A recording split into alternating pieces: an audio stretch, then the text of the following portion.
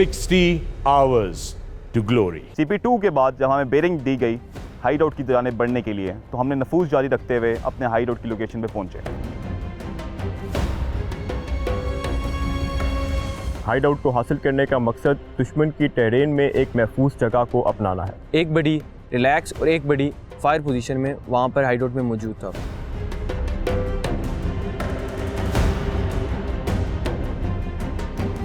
Check post 3 Quetta हिंगोरियंस बलोचिस की team के एक टीम मेंबर इंजर हुए हैं और उनको ट्रीटमेंट किया जा रहा है। अगर आप आगे देखें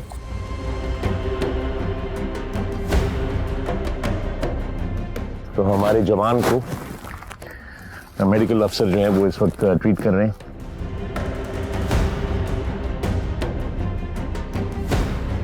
टूआईसी हवलदार फरहान ने मुझे थम्स अप दी है कि इंशाल्लाह वो टीम के साथ आगे कंटिन्यू करेंगे और इख्तिताम तक पीछे नहीं रहेंगे। कराची की परफॉर्मेंस डाउन जाने की वजह सिर्फ और सिर्फ उनके लीडर का बीमार होना। How do you find this terrain? Is it challenging enough? It's not so many trees, but we can see the little bit hilly. Hilly, yes. So it means more challenging. You've observed the exercises. What do you think? What is your impression of the exercises? Well prepared. Well prepared. It is well prepared. Colonel Bangash, आपसे एक सवाल है, ये जो आपके बाजू पे insignia है, ये किस चीज का इंसिग्निया है? मैं इब्तिदा करता हूँ स्काई डाइविंग के इंसिग्निया से। स्काई डाइविंग का कोर्स एक एडवांस SSG कोर्स है जो पैराशूट ट्रेनिंग स्कूल में स्पेशल सर्विस ग्रुप के ज़ेरे निगरानी कराया जाता है। आगाज़ में ये जंप्स हेलीकॉप्टर की मदद से 8,000 से 10,000 फुट AGL यानी अबव ग्राउंड लेवल से कराए जाते हैं।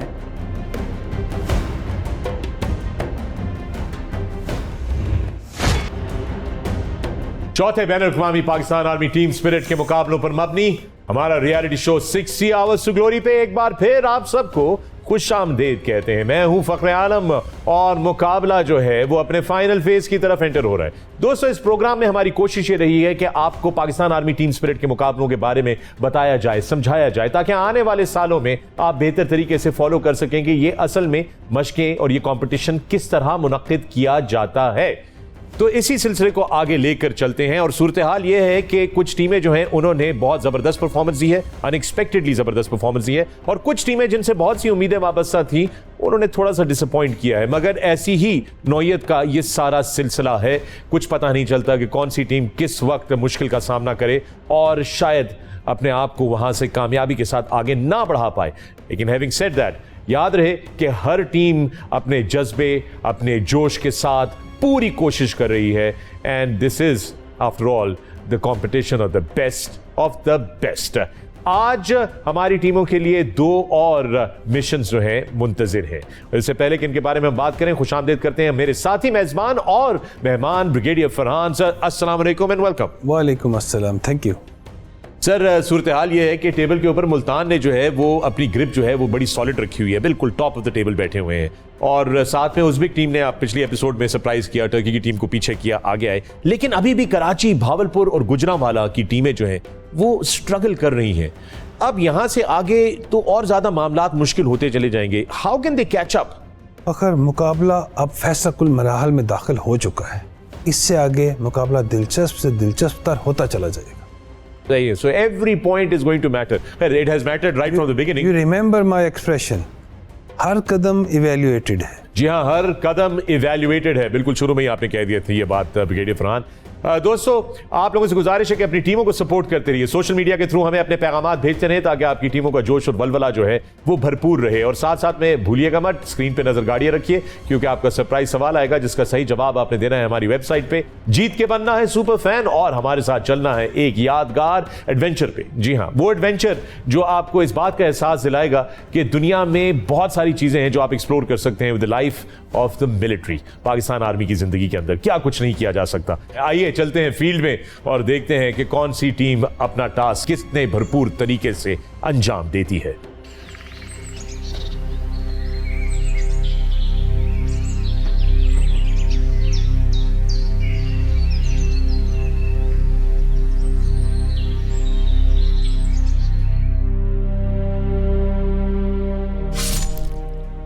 हाँ टीम, मोराल कैसा है? ठीक है सर। ओके, गुड, शाबाश। मुझे तुम्हारे यहाँ तक पहुँचने पे बहुत फ़ख्र है और मुझे बहुत उम्मीदें थी तुमसे, जिस पर तुम पूरा उतरे हो अब तक। हाँ, मैं मानता हूँ सांप काटने की वजह से जो हमारी एक कैजुअल्टी हुई है, हमारा एक बंदा भी कम हुआ है, लेकिन अब हमने उसके पॉइंट भी कवर करने हैं और ये हमारे लिए बड़ी कोई मुश्किल चीज़ नहीं है। अब हम अपनी पूरी मेहनत लगन के साथ अपना पूरा जोर लगाएंगे और इंशाल्लाह ये कंपटीशन जीतेंगे। तारिक पेट्रोल, मोराल कैसा है? सर, अगर तुम लोग ये समझ रहे हो कि असेंबली एरिया के जो टेस्ट हमारे ठीक नहीं हुए उससे हमारे मुकाबले पे फ़र्क पड़ा है, तो गलतियां हर इंसान से होती हैं। इस चीज़ का तुम्हारे स्पिरिट, तुम्हारे मोराल और मुकाबला करने की लगन पे कोई फ़र्क नहीं पड़ना चाहिए। मुकाबले के 36 घंटे गुजरने के बाद भी मैं तुम लोगों के चेहरों पर थकन के आसार नहीं देख रहा और ये मेरे लिए खुशाइन बात है। तो इसी तरह हम अगले इवेंट में मुकाबला करेंगे और शेर की तरह झपटेंगे और अपने आप को बेस्ट ऑफ द बेस्ट साबित करेंगे। तैयार हो?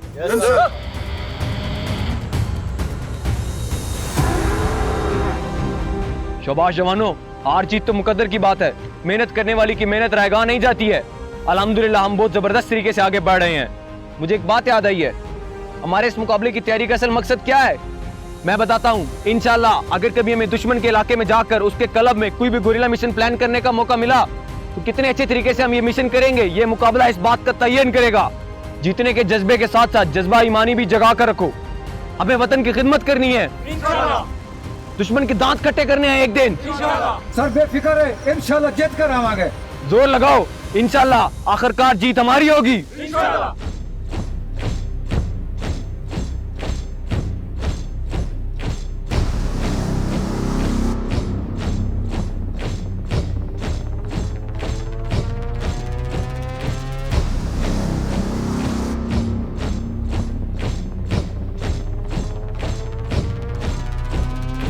असाब को चूर कर देने वाले इस मुकाबले में अब 24 घंटे बचे हैं। टास्क पूरे करने के बाद अब हम अगली स्टेज की तरफ जा रहे हैं।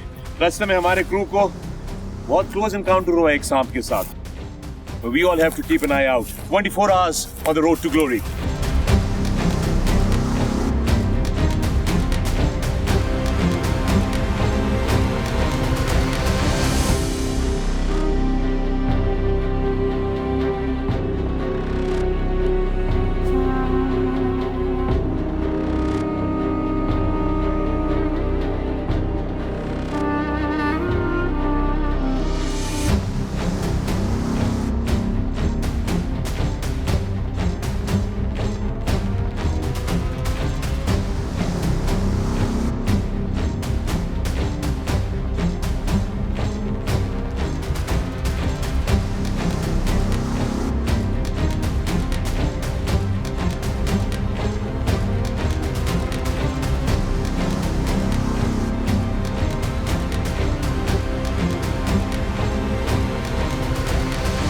खामोशी भी है और खामोशी के बीच में अजीब जानवरों की आवाजें भी आ रही हैं। दुश्मन के इलाके में दुश्मन को नहीं पता कि 8 मेंबरान की एक टीम जो है वो इनके इलाके में इन्फिल्ट्रेट कर चुकी है और टीम मेंबर्स को ये नहीं पता कि दुश्मन कहीं उन पर नजर रखे हुए तो नहीं रहता। देखना यह है कि कौन सी टीम सबसे ज्यादा पॉइंट्स स्कोर करती है।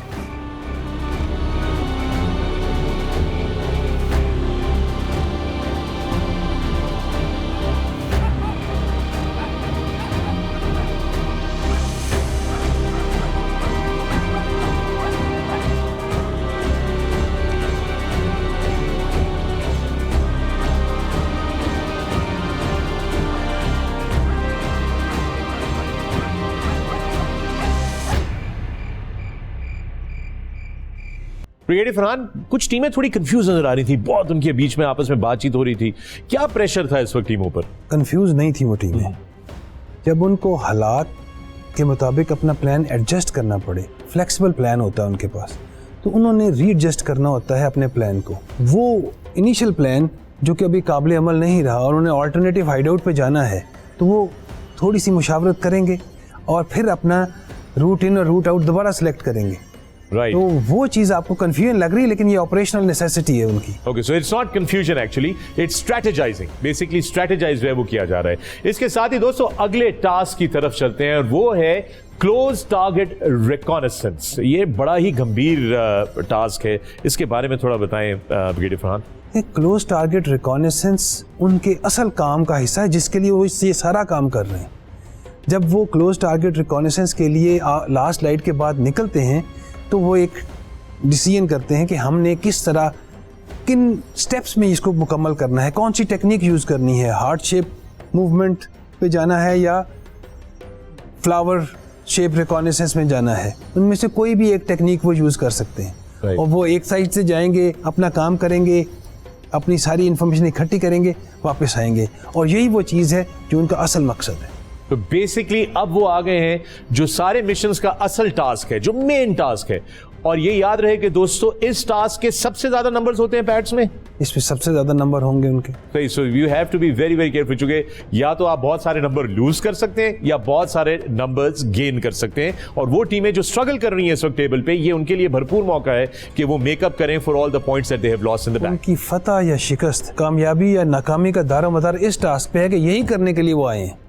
फतह और शिकस्त, कामयाबी और नाकामी का दारोमदार इसी टास्क पे है। आइए चलते हैं मैदान में जहां पे टीमें तैयार हो रही हैं क्लोज टारगेट रिकॉनेसेंस के लिए।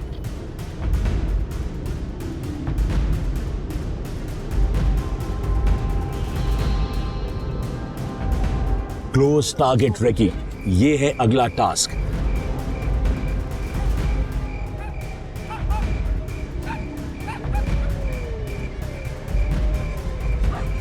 रास्ते की प्लानिंग करेगी कि किस तरह किस रास्ते को यूज करना है, दुश्मन के करीब जाना और फिर वहां से कामयाबी के साथ अनडिटेक्टेड वापस आना। 100 पॉइंट्स हैं इस टास्क के और बहुत ही जरूरी पॉइंट्स हैं। हर टीम ज्यादा से ज्यादा स्कोर करना चाहती है क्योंकि the more points you have the closer you get to glory. कुत्तों से बचने का तरीका। पेट्रोल पार्टी जब दुश्मन के इलाके में जाती है तो हो सकता है कि दुश्मन ने अपने एरिया को प्रोटेक्ट करने के लिए, मॉनिटर करने के लिए वहाँ पर ट्रैकिंग डॉग्स जो हैं वो छोड़े हों या दूसरी कोई ट्रैकिंग डिवाइसेस लगाई हों, मसलन सेंसर्स जो कि डिटेक्ट कर सकते हो किसी मूवमेंट को। ये भी देखा जाएगा कि हमारी टीम 60 आवर्स टू ग्लोरी में किस तरह इन सेंसर्स को या इन कुत्तों को डिस्ट्रैक्ट करती हैं, उनसे अपने आप को प्रोटेक्ट करती हैं ताकि दुश्मन डिटेक्ट ना कर सके कि वो दुश्मन के इलाके में मौजूद है। कहने को तो बड़ी आम सी बात लगती है लेकिन मामला बड़ा गंभीर है।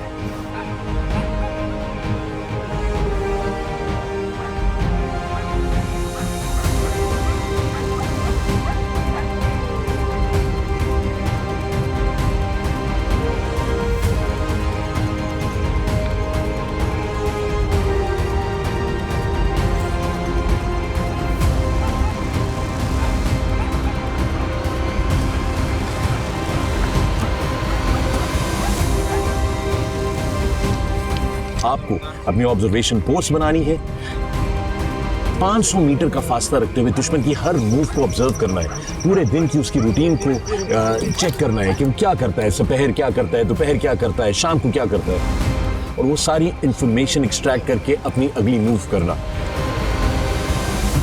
That is the task close target recce. 60 Hours to Glory, ये है वो एक्शन जिसकी हम बात कर रहे हैं। The mission continues.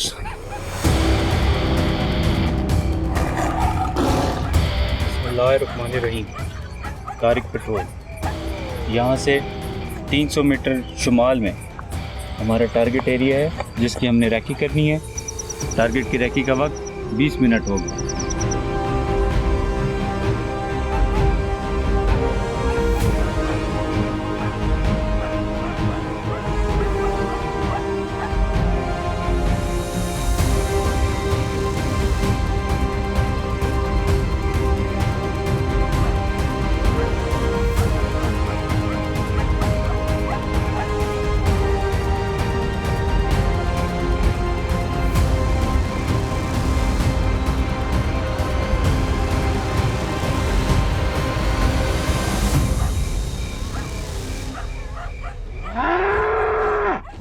Time given to us for close target reconnaissance was 20 minutes. After occupying our FOV, parties release point से अपने अपने तयशुदा रास्ते पर रैकी के लिए चली गई। स्काउट और नेविगेटर जिनको अपने रास्ते पर नला अवेलेबल था छुपाव के लिए, जबकि जिस पार्टी में मैं और मेरे से सिग्नल ऑपरेटर थे, हमारा रास्ता काफ़ी लंबा था।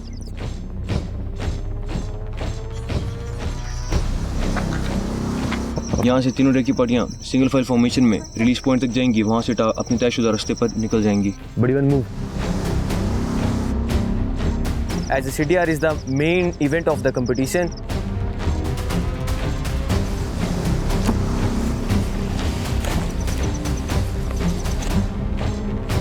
and is interlinked with two other events, debrief and close target recce report, जिसकी वजह से हमने इस पर कुछ ज़्यादा टाइम लगाया and this might have affected our scores.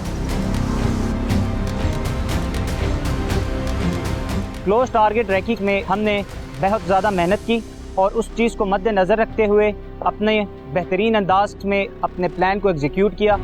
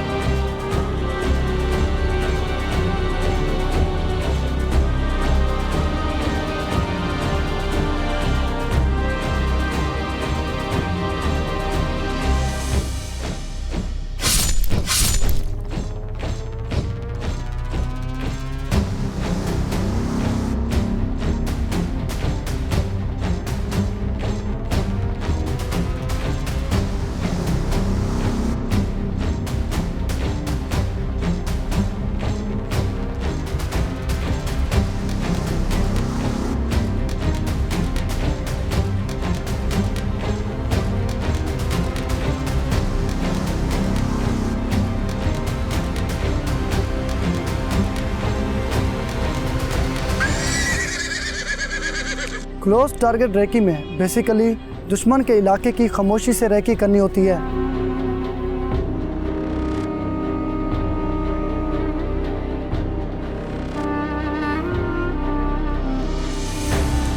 दुश्मन के पास मौजूद हथियार, एमुनिशन, उनके सोल्जर्स की एक्टिविटीज़, उनकी ड्यूटी टाइमिंग्स और दुश्मन की स्ट्रेंथ और दुश्मन की एक्टिविटीज़ के बारे में मालूम करना होता है।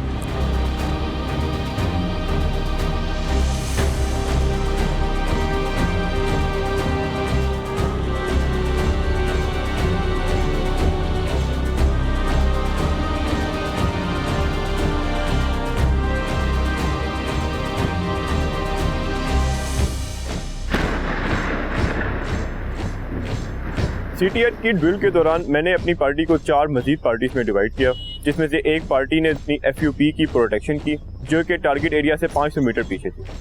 इसके अलावा मजीद पार्टी जो कि हर पार्टी 2-2 बंदे पर मुश्तमिल थी, उन्होंने तीनों साइडों से जाके टारगेट को अच्छे तरीके से उसकी रैकी की, एनिमीज़ की एक्टिविटीज़ को क्लोजली ऑब्जर्व किया। उसके अलावा जितनी भी डिटेल्स उस वक्त के लिए नेसेसरी थी और वो नोट डाउन कर सकते थे, उन्होंने वो सारी की सारी डिटेल्स को खामोशी के साथ नोट डाउन किया।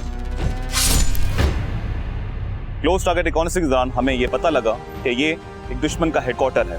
स्काउट नेविगेटर, आप तमाम पेट्रोल की ऑल आउट तशकील लगाने के बाद रॉजर,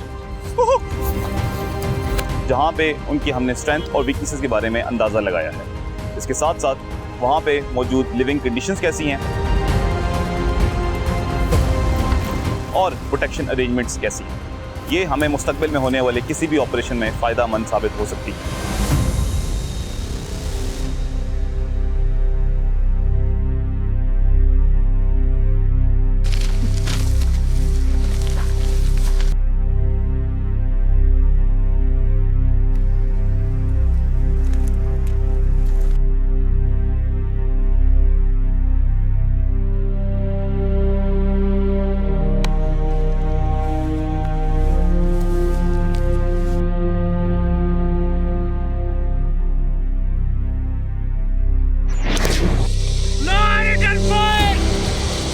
CTR ड्रिल में हमारी राइट अप्रोच पे जो टीम थी उसने ट्रिप प्लेयर एक्टिवेट कर दिया था, जिसकी वजह से हमारी पूरी टीम दुश्मन को ज़ाहिर हो गई थी।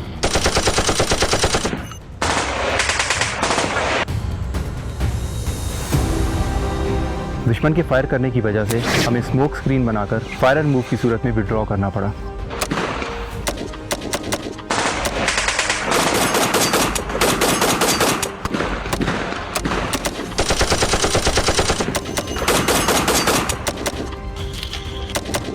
जो हमारी लेफ्ट अप्रोच पे टीम थी, सिर्फ वही हमारी रैकी कर सकी, जिसकी बिना पर हमने रैकी रिपोर्ट लिखी।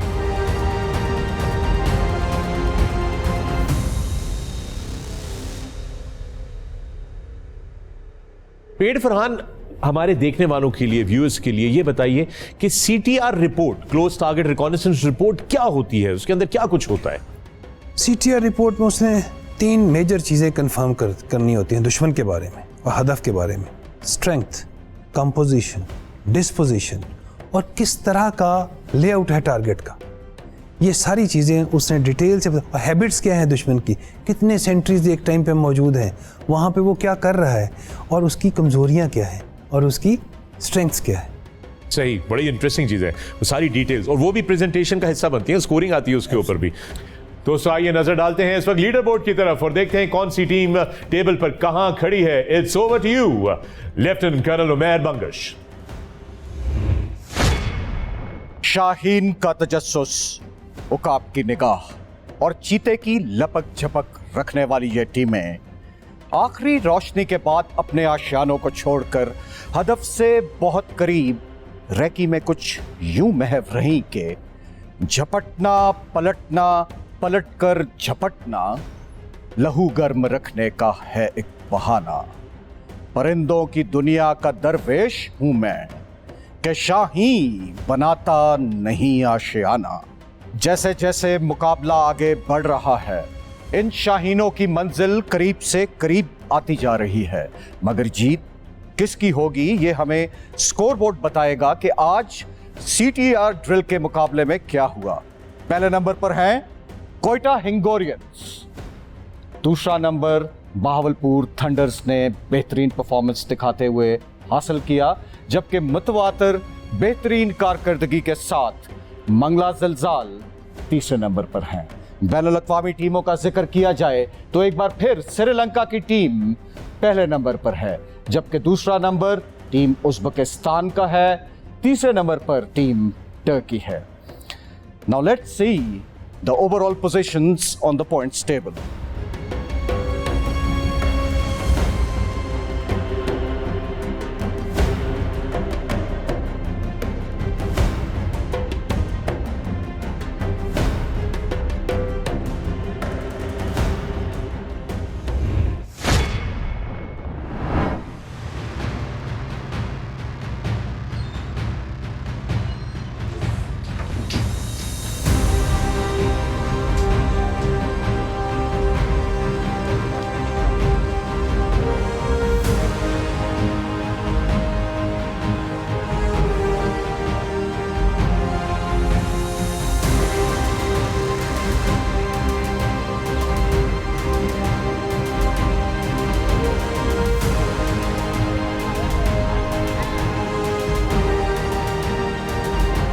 Welcome to Kakul, Pakistan Army School of Physical Training. अगर आप बनेंगे हमारे सुपर फैन तो आप भी आ सकते हैं यहां पर और हासिल कर सकते हैं A ग्रेड ट्रेनिंग बिल्कुल free as your winning prize.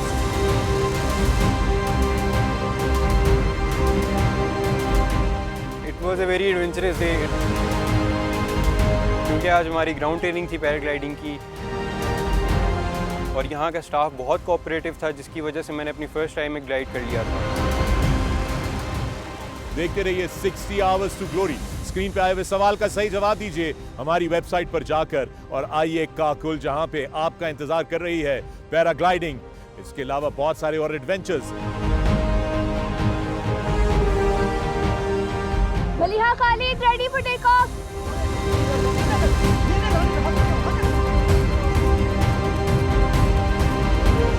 I am pretty excited and I am pretty hopeful. हवा भी अच्छी है।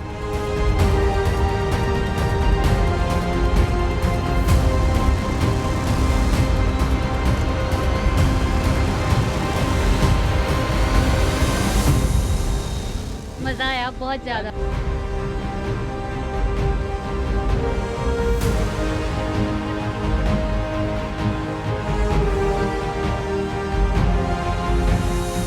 finally able to get the right wind speed. काफी एंजॉय किया, पहली राइड थी। I don't have words to explain that feeling. बहुत मजा आता है।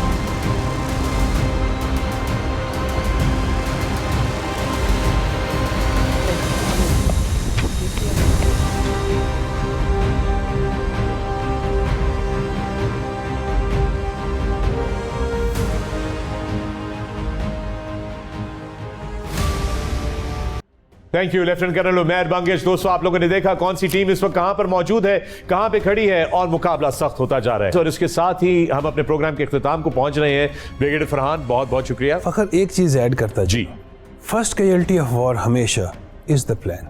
Therefore we always say flexible and simple planning. जी बिल्कुल सही कहा आपने ब्रिगेडियर फरहान। वो माइक टाइसन की एक बहुत मशहूर कोट है, everybody has a plan till they get punched in the face. And you are right, plan ही सबसे पहले जो है वो फारिग होता है। दोस्तों, इसके साथ ही हमारी आज के एपिसोड अपने इख्तिताम को पहुंची। आप लोगों ने देखा आज के हमारी टीमों ने किस तरह शानदार तरीके से हाइड आउट अपनी सिलेक्ट की और उसके बाद क्लोज टारगेट रेकी की, और पॉइंट्स टेबल के ऊपर सूरत हाल आपके सामने। अपनी टीमों को सपोर्ट करने के लिए हमारे सोशल मीडिया के पेजेस पे जाइए, अपनी टीमों के लिए पैगामात भेजिए, और याद रहे सुपर फैन का जो कॉम्पिटिशन है वो रवादवा है। बहुत सारे सुपर जीत के ऑलरेडी एक जबरदस्त एडवेंचर एंजॉय कर चुके हैं और आप भी कर सकते हैं। इसलिए सवाल पर नजर रखिए, जवाब दीजिए हमारी वेबसाइट पर। आप लोगों से दोबारा मुलाकात होगी। मैं हूं फखरे आलम, आप देख रहे हैं 60 Hours to Glory। मुलाकात होगी, अपना ख्याल रखिएगा। शब खैर, पाकिस्तान जिंदाबाद। क्लोज टारगेट रेकी रिपोर्ट में हर वो चीज़ लिखनी होती है जो ऑपरेशन के लिए ज़रूरी होती है। इसमें दुश्मन के इलाके की टेरेन और वेदर और इससे पड़ने वाले असरात, टारगेट का साइज, लोकेशन, सोल्जर्स की स्ट्रेंथ, उनका प्लान, उनकी डिप्लॉयमेंट और सोल्जर्स की एक्टिविटीज़, उनकी ड्यूटीज़ और अपने पूरे ऑपरेशन की टाइमिंग्स लिखनी होती हैं।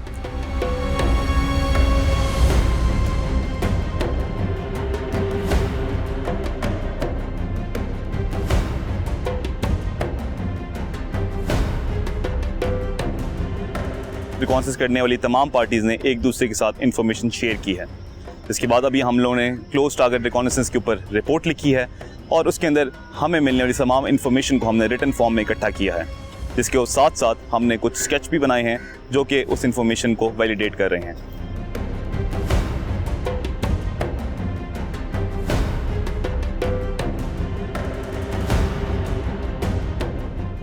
जैसे कि अभी हमने टारगेट एरिया की रेकी के बाद अभी हमारा नेक्स्ट टास्क है इसकी एक रिपोर्ट तैयार करना।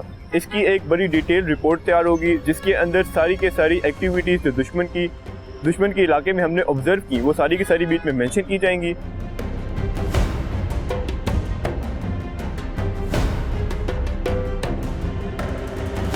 क्लोज टारगेट रेकी करने के बाद आप अपनी CTR रिपोर्ट सबमिट करवाते हैं। अगर आपकी रिपोर्ट टारगेट एरिया के एरिया से रिजेंबल ना हो और आपकी रिपोर्ट में वो इम्पॉर्टेंट फैक्ट्स जो कि एक कमांडर को दरकार होते हैं वो मेंशन ना हो, तो आपकी रिपोर्ट की जो वैल्यू होती है वो इतनी ज़्यादा नहीं होती।